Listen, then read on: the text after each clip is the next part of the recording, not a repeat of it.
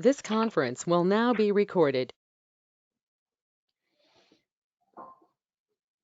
Okay, I'd like to call the meeting to order. This is the second regular meeting of Sylvania Township Trustees.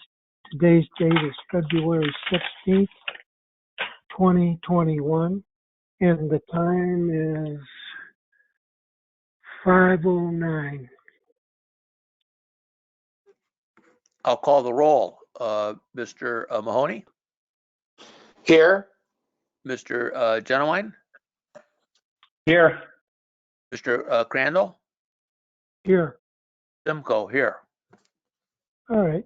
Next is the Pledge of Allegiance to the flag. Please join along with me. I pledge allegiance to the flag of the United States of United States America of America and to and the to the republic republic for which it stands, one nation, under God, indivisible, with liberty and justice for all. Okay, thank you. First item on the agenda is approval of the minutes of the February 2nd, and I'll move approval. Second. I'll call the roll. Mr. Genowine, Yes. Mr. Mahoney, Yes. Mr. Crandall. Yes. Next item on the agenda is item number 5, additions or deletions to the agenda. Do you have anything, Mr. Turner? Thank you, Mr. Chair. Administration has no proposed additions or deletions to the agenda. All right, thank you. Mr. Mahoney? I do not. Anything? Thanks for asking. Anything, Mr. Genuine? I do. I will be reading a prepared statement before we read Resolution 21-030. 21 dash, oh, I know which one. Okay, gotcha. All right, thank you. Mr. Simcoe? No, I have nothing. All right. We'll go on. The next item on the agenda is hearing for the public. And if you would like to speak on anything that's on the agenda, now would be the time to give us your name and address. And then I'll call on you when we get to that item on the agenda. Yes, we have someone who wishes to speak. Okay. Bud Crosby? Bud Crosby, 4500 block of Westbourne Road. Okay, thank you. The And what item on the agenda? items are currently listed as 9.1 and 9.2. 9.1 and 9.2. Okay, thank you, Bud. Anybody else? All right, we'll move along. First item on the agenda is item number 7, Zoning Department, the monthly report.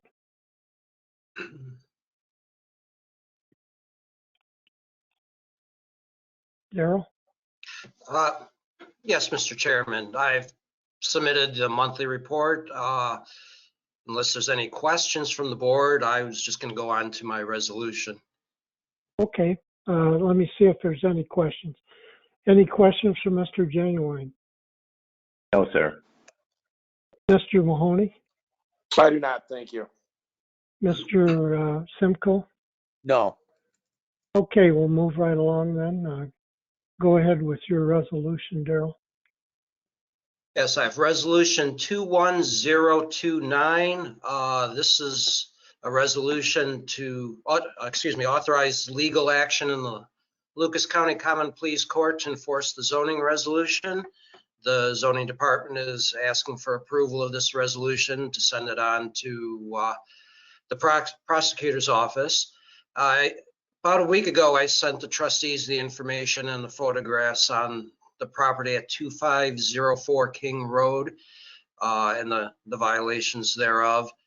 And at this time, we have not had any response from the property owner after 3 letters have been sent. So we're All right. taking the next step forward. Thanks, Daryl. I'll move resolution 21009, authorization to file legal action, Lucas County Police Court for property on King Road. I believe it's resolution 21-029, and I'll second that. Oh, I'm sorry, 21029, excuse me. I gotta get my glasses cleaned. Okay, I'll move the resolution. And Mr. Genowine seconded it, and I'll call the roll. Mr. Mahoney, Yes. Mr. Genowine, Yes. Mr. Crandall. Yes. All right, we'll move on Thank to item number 8, the fire department. Monthly report. Is there any questions on the monthly report? If not, we'll move on to the resolution. Chief? Okay, thank you, Mr. Crandall. I have one resolution. It's 21-028, authorization to hire 6 full-time firefighter paramedics. I sent a hiring summary last week that broke down the 6 needed employees. Also, I am waiting on a letter of retirement. We'll have one more gentleman that's going to leave in April, so I will have one more. I just do not have that one in hand to go ahead and make that 7 versus 6. All right, I'll move resolution 21-029. I'm sorry, 028, Second. to authorize the 6 full-time firefighters. Thank you, Mr. Genuine. I'll call the roll. Mr. Genowine, Yes. Mr. Mahoney, Yes. Mr. Crandall. Yes. All right, we'll move on to administration, number 9 on the agenda. And resolution 21027. And I think this is the first one that Mr. Crosby wanted to address. I think first we'll go over the resolution with Administrator Mr. Turner. Thank you, Mr. Chair and trustees.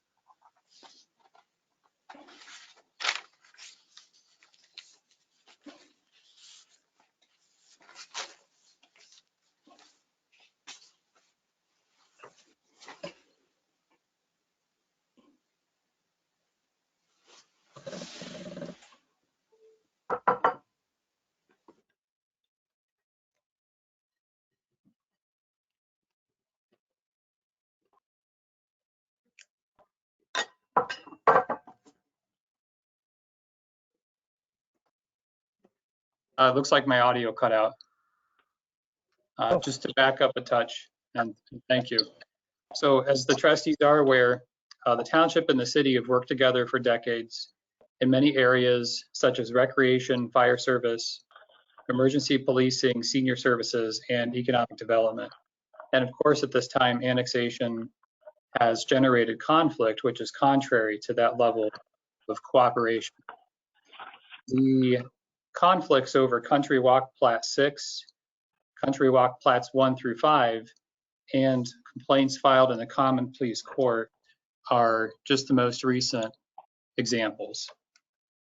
So the administrations of the township and city have been in dialogue for several months regarding a constructive alternative to annexation. And through these efforts, the presented agreement has been developed for consideration by the board.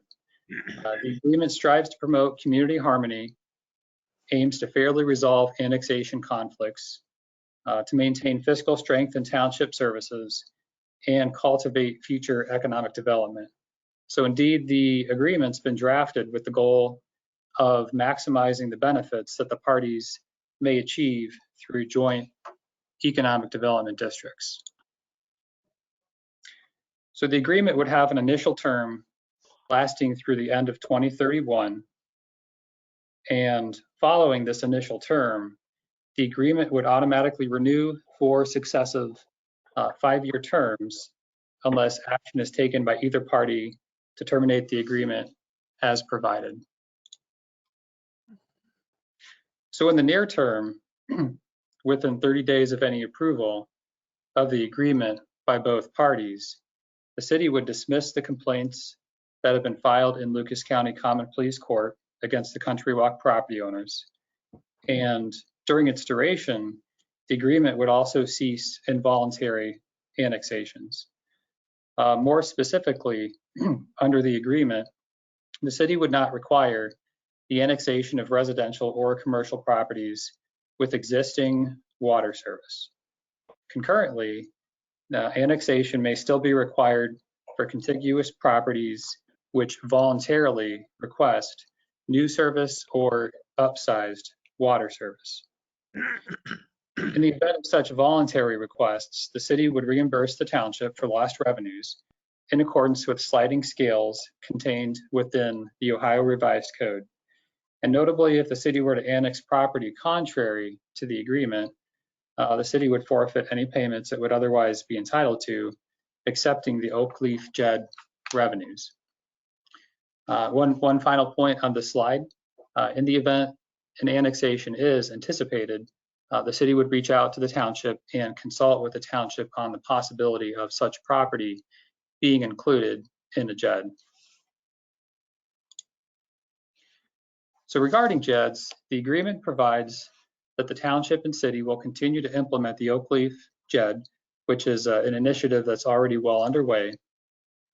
And the agreement also provides that if Sylvania Schools agrees for its township-based buildings to be included in a JED, that the city would retain the existing income tax collected at the time of entry into a JED, and after administrative and district investment costs, remaining revenues would be split with 65% going to the township and 35% going to the city. And further, the agreement states the parties will continue to jointly cooperate with JEDs. After administrative and district reinvestment costs, revenues would be split 75% to the township and 25% to the city for any other JEDs. So as part of this agreement, thank you. Oh, I'm sorry, Mr. Chair, Oh, just a go ahead. couple I'm more sorry. slides. Yeah. So as part of this agreement, the township would make public improvement payments to the city on an annual basis. And these payments would begin at $75,000 during the current year, 2021, and increase to $225,000 in 2025, as shown. And beginning in 2026, such payments would be equal to, but not exceed, the general fund inside millage, which is attributable to parcels inside of the city. So on balance, while developing this agreement, the cost of such payments was weighed carefully against the financial losses that annexation poses to the township. Specifically, it's projected the township may lose approximately $957,000 during a 10-year period if the annexation of Country Walk Plats 1 through 6 is approved by the county, with an annual loss per developed parcel of roughly $976. Likewise, at such a level of loss, it's projected the township may lose over $3.9 million during a 10-year period if the city were to successfully annex over 400 developed parcels within its water district from neighborhoods such as Country Walk, the Meadows, Parklands, and Copperwood, among others, with approximately 75% of the losses impacting the police fund and the balance impacting the road and bridge fund, which that level of impact on both of those funds could erode the quality of services provided by both. On a closely related note, the township spent over $38,500 during a roughly 1-year period resisting annexation, primarily Country Walk Plat 6, and an agreement would be fully expected to reduce such costs. So from a total cost perspective, and within the context of the existing general fund budget, it should be noted the township will retire its debt for the senior center in 2022. So when considering the retirement of this debt as an offset, the estimated Oak Leaf JED revenues, and reduced legal expenses as shown, it's projected the additional cost to the general fund of public improvement payments under this agreement would approximate $118,500 in 2025. And while the creation or expansion of joint economic development districts isn't necessarily guaranteed, the agreement was constructed to provide a sound framework for the parties to pursue it vigorously. And to that end, overall agreement costs would be expected to decrease as any additional JED revenues are received by the township at either the 65% or 75% rates referenced earlier. So in closing, the agreement aims to preserve the existing configuration of Sylvania Township on a jurisdictional basis, as well as its tax base through which quality services are provided through revenues, and continuing to pave expanded opportunities for economic development initiatives. Thank you. Okay, I understand Bill Sanford's on the line. Is that correct? That's correct. Mr. Sanford is on the line, as well as Attorney John Burrell. All right, good. We'll go to Mr. Crosby. You have some comments? Yes, I do. Thank you. I was surprised to see this pop up on the agenda. To my knowledge, this is the first opportunity that we've had as a community to see any potential agreements between the city and the township on this level. I think it does address some genuine concerns going on within the township proper, but I think that it appears to be another issue that's on the fast track for approval. I hope that's not the case. I haven't heard anything prior to this. First reading through that, there are some things that that I would question as to what the benefit to the township is going to be long term. I see that this is initially a 10-year initial program and a 5-year renewal periods, and it also incorporates potential JEDs. I was surprised though reading through that there continues to be a portion about involuntary annexation. If this is such a easing of the tensions between the two entities, why does that even need to be a concern? And then giving up the half of our inside millage for township properties to the city seems a bit questionable to my mind. The bottom line is, this is the first open public information we've had to review this, or any presentation of any sort, in a 5-minute session. I would hope that we would be prudent enough to look at this long-term impact, because this is an agreement that will extend long beyond any of your terms in office, and you are shackling and tying the township's future to this agreement. I think it's be prudent that that is scrutinized from many different angles and seek further input other than the administrations of the township and the economic development of the city. I think we want to make sure that this is the best deal we can get. And if we can ease the tensions between the two entities, that would be fabulous.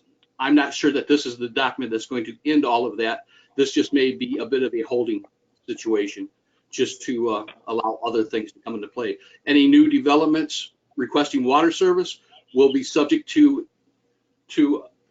join the annexation, future annexation documentation, which was as presented that caused the issue with Country Walk and other entities. And anyone who builds any new water service, any new construction, would also be subject to that annexation also. Just my initial reading through it, I've had very limited time to understand the document, but that's my point of view. I think that this is another issue that needs to be closely reviewed and not jumped into haphazardly. Thank you.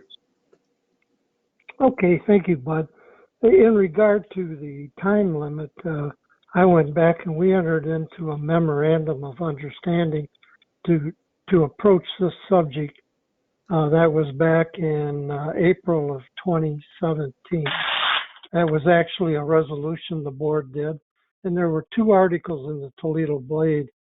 I don't have the exact dates, but those were in 2016. So this isn't really new in my mind. This has been worked on for 4 to 5 years.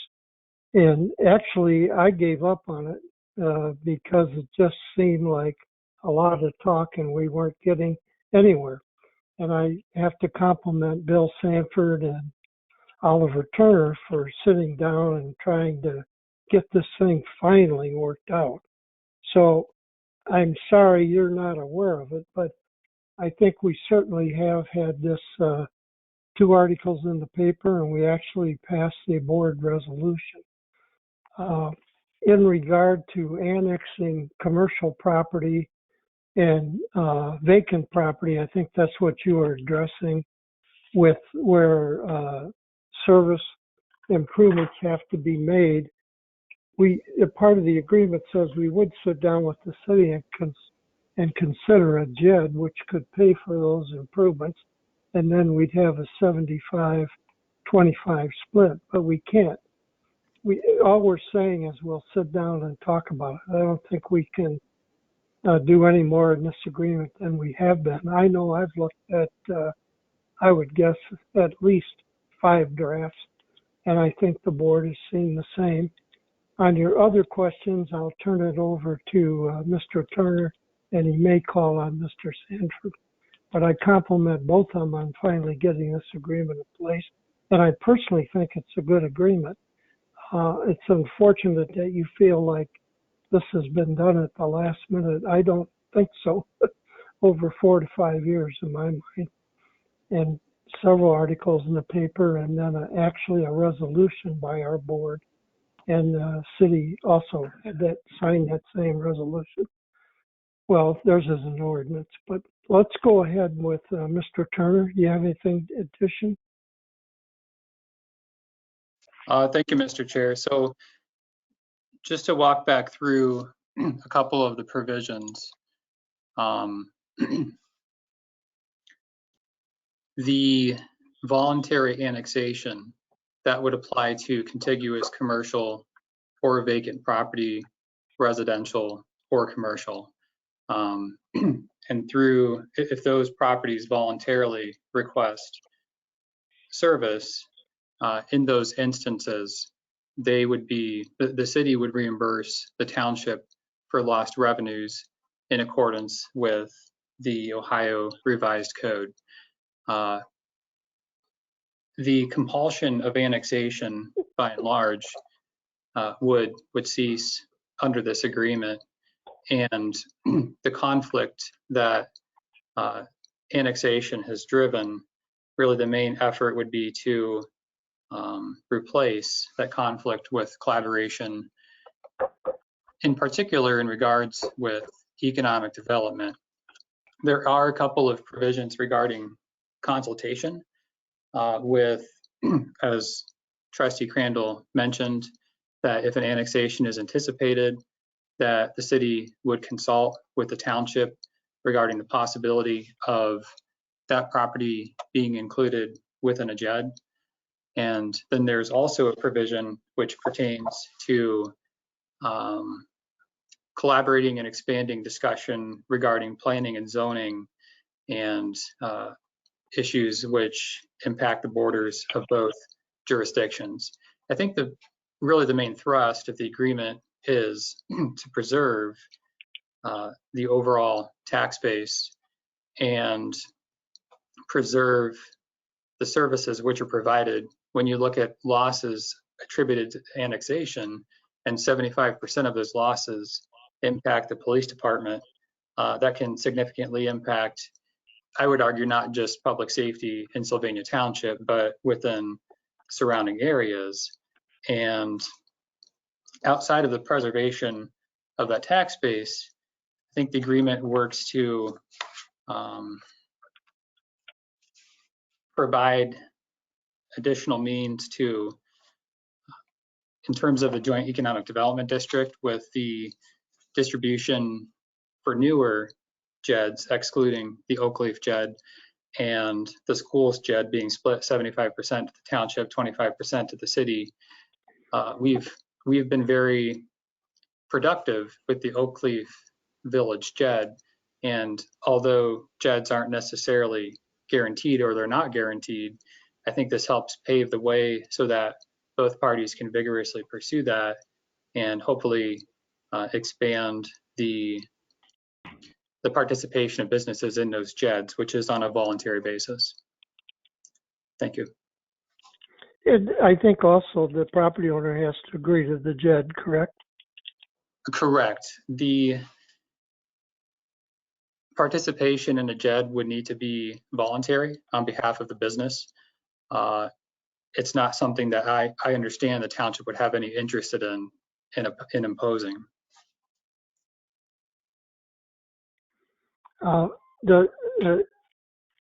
I guess let's call on Bill Sanford next. Bill, do you have any additional comments?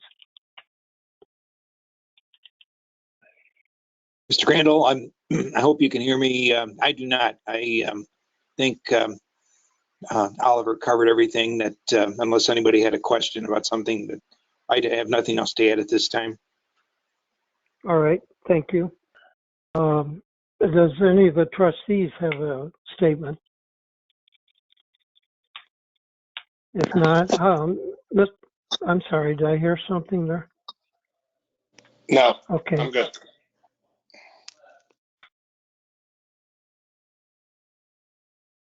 All right.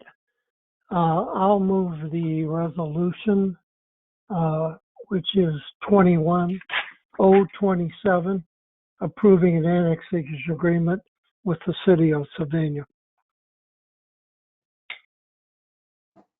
Second? Well, I'll call the roll. Mr. Genowine, Yes. Mr. Mahoney, Yes. Mr. Crandall. Yes. And again, thank Bill and Oliver for the work they've done over the past year. As I said earlier, I'd kind of given up on this item, and I think they've come up with a very fair agreement for both the city and the township. Okay, we'll move on to the next resolution, which is 21026. Mr. Turner, you want to address that? Thank you, Mr. Chair. This is an item that Attorney John Burrell has addressed in the past, and I would refer, at the pleasure of the board, I would refer any questions to this to Mr. Burrell.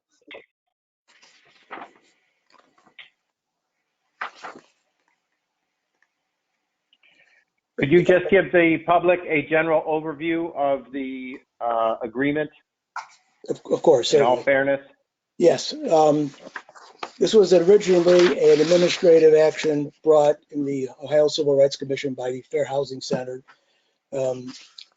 challenging the township's zoning resolution as it applied to disabled residents. Our resolution does not have a specific policy in it, written policy of how to handle disabled residents who need some type of accommodation from strict zoning requirements. As an example, we've had in the past a disabled person who needed a ramp, but they needed a variance because of a side setback. We had no procedure how that disabled person could approach the obtaining that variance. What this does is formalize a procedure. We're going to, the zoning department will enact a policy, which will be on the website, explaining how a disabled person can receive an accommodation from a zoning violation. It recognizes that while federal law requires the township to make a reasonable accommodation, that accommodation must be made under the auspices of already established state procedures. In other words, if you need a variance, you have to apply to the BZA. You don't just get it automatically. That was really the sticking point in this litigation. We probably argued that for about a year. We were not able to resolve it until the other side acknowledged that that was the law.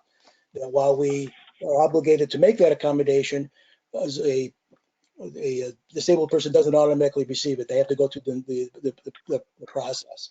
And that's basically what the policy is. It's a very long policy, only because it incorporates much of the township zoning, much of the boilerplate about how the BZA operates, how the zoning commission operates, how you get a conditional use.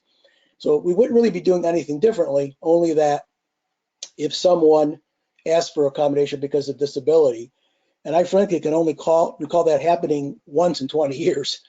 But then we have a written policy now how they would accommodate that, and that will be done that will be administratively promulgated by the zoning by the zoning department. That will give us a little more flexibility than making it part of the settlement, and that if something's not working or something needs to be tinkered with, we have the flexibility to adjust that. We also will have to pay the Fair Housing Center attorney's fees of $3,000. This was the big danger in the litigation, is that under the law, they are entitled to attorney's fees if they should prevail.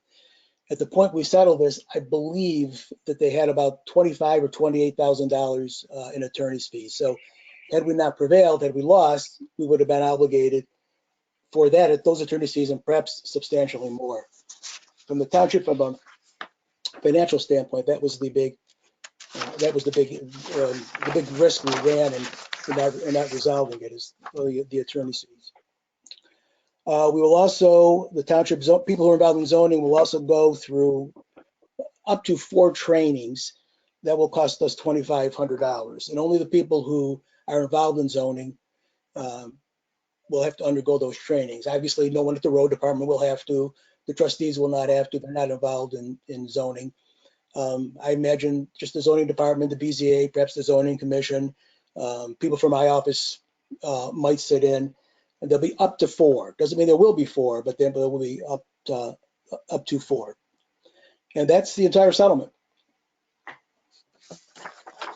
Thank you, Mr. Burrell. This is another issue that probably the public may not be aware of it, but I would believe we've been working on this for quite a while. I think you mentioned 1 year.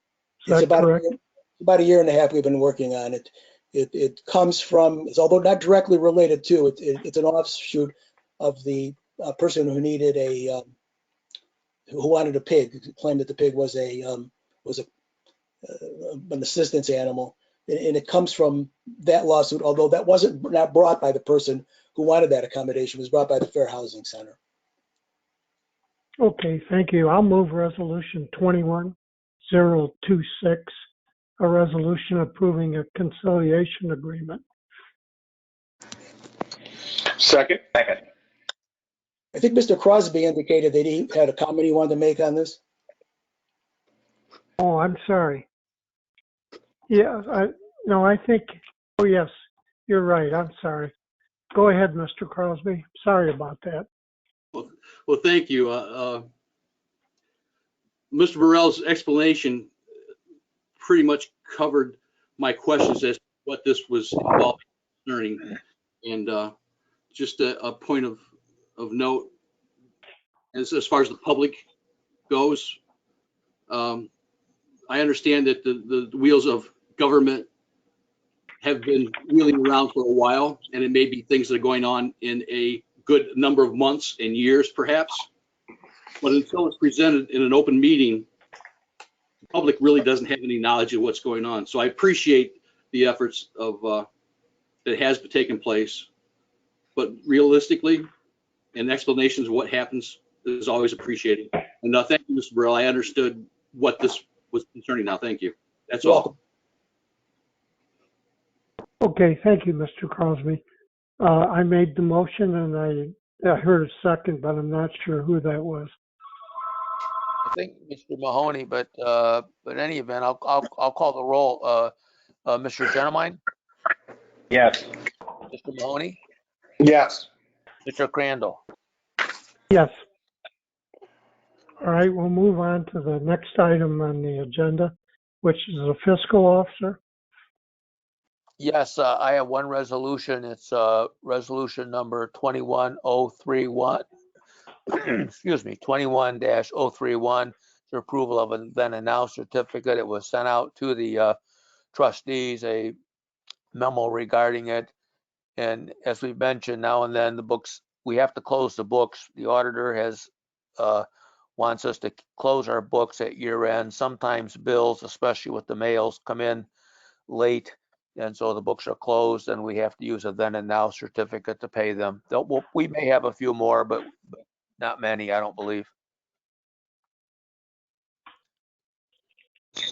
Okay, I'll move resolution 21031, approval of then and now certificate. Second. I'll call the roll of Mr. Gentilmine, Yes. Mr. Mahoney, Yes. Mr. Crandall. Yes. Next item on the agenda is number 11. It's a hearing of the public for non-agenda items. Does anyone wish to speak? If you do, please give us your name and address. Okay, hearing nothing, we'll move on to the next item, number 12. Open discussion and reports, and we'll start with the road department. Mr. Nash. Good evening, trustees. I have submitted the monthly report for the Road and Service Department for January. Unless there's any questions, I don't have any resolutions or any other additional comments. All right, are there any questions for Mr. Nash? How Only is the question I road have- crew? oh, How is the road crew handling today's storm? Pretty good. We started at 8 o'clock, 8 a.m. Monday morning. We did our first shift was a 16-hour shift. And then we went into our 24-hour operations, and we are going to continue that at least until tomorrow afternoon. We'll make a decision by this time today. I'm confident that most roads are opened up. We are on our second round of plowing, even though I know some residents have called in and think their roads have not been plowed. But unfortunately, if they got hit early on the storm, it takes us about 12 hours to do one route. And that 12 hours was significant. That was a heavy time period where about 8 inches of snow fell. So we are opening everything up. The roads are looking good. Lucas County has downgraded us to a level 2, and I anticipate by tomorrow morning they'll downgrade it again. okay, thank you. Let's move, we'll move on to the police department's report. I submitted the monthly report. I don't have any resolutions either, so if you have any questions, I'd be happy to answer them. Otherwise, I have nothing further. Okay, thank you, Chief. Apparently there are no questions. We'll move on to item 12.3, which is a request for transfer of a liquor permit. These are usually, I'm assuming we had no comments from police or fire. Is that correct, Mr. Turner? Thank you, Mr. Chair. There are no comments from either police or fire. This is an informational item, and this is for Condado Tacos, which is at 5215 Monroe Street, near Target and Shorty's. And as I understand it, we don't take action on this. Is that correct? Correct. Barring any concerns, the letter would be filled out and completed that the township is not requesting a hearing. Action is required if there is a desire to hold a hearing, and that would be, could be at the request of the chief of police. All right, thank you. Next item on the agenda is resolution 21030, and I think this is the one you wanted to address, Mr. Janeway. It is. And I'm going to ask that you please let me finish my statement. The resolution is to hire an attorney, I believe, to investigate an incident which I was involved with. So I'd like to get my statement on the record in terms of that incident. I wanted to let you know that my frustration grew with the fire chief with his nonchalant attitude regarding an incident where the advanced life support vehicle that is dedicated to serving the greater Sylvania community was out of their jurisdiction and did not respond to a call for service. As you continue to deny having any knowledge of this incident for over 42 days, even though one of the involved parties complained that everyone in the department knew of the incident before they were officially notified. A great impression of Sergeant Schultz, I must admit. When I questioned you about the existence of emails and text messages regarding the incident, you assured me none existed. At that point, I started to realize the time and effort that went into covering this incident up while you were campaigning for an additional $1.9 million from a levy on the ballot in 37 days.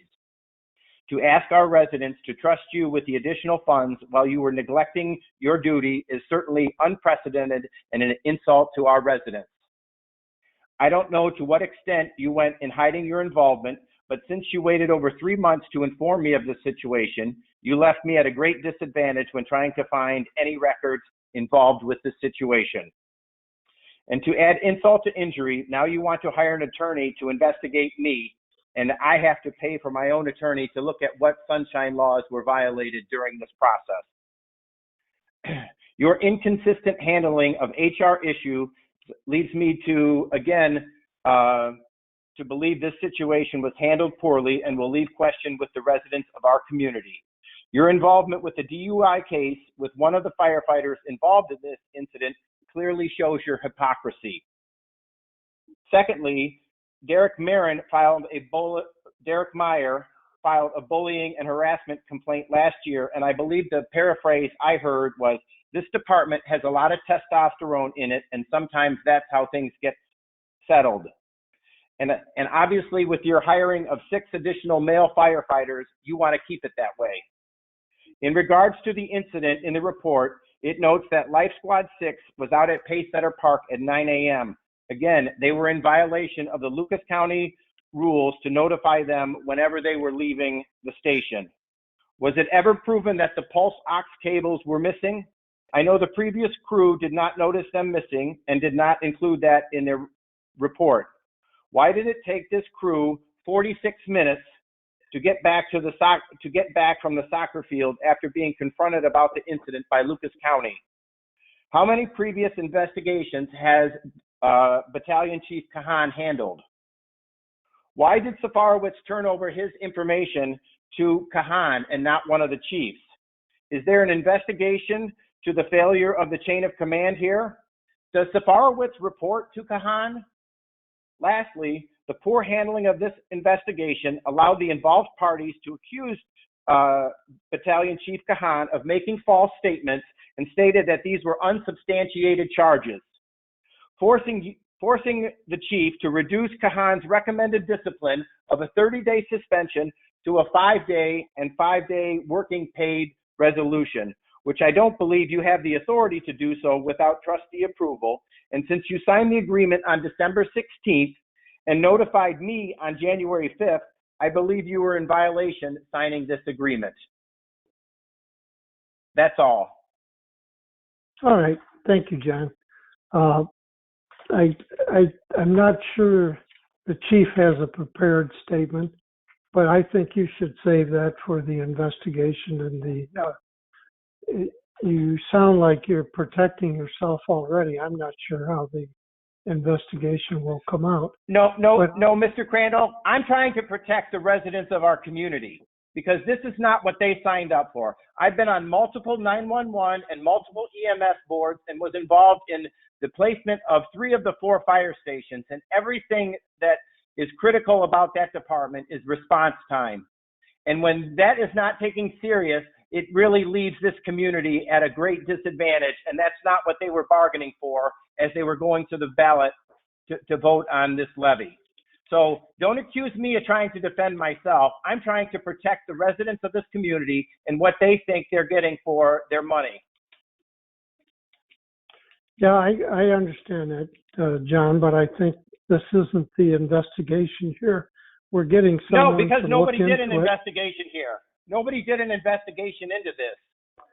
Well, when you say, well, I don't want to debate this right now, and I don't think I'll be involved in the investigation. I think this is a proper way to go about this. I'm sorry you don't feel that way, but I would save your statement for the investigation. And I'll move resolution 21-030. Second. I'll call the roll. Mr. Genowine, No. Mr. Mahoney, Yes. Mr. Crandall. Yes. All right, we'll move on to adjournment. That's the next item on the agenda. And the time, I'll move adjournment, and the time is 5:52. Second. I'll call the roll. Mr. Genowine, Yes. Mr. Mahoney, Yes. Mr. Crandall. Yes. Thank you, everyone. The Yep. meeting's Thanks. Good night, adjourned. everybody.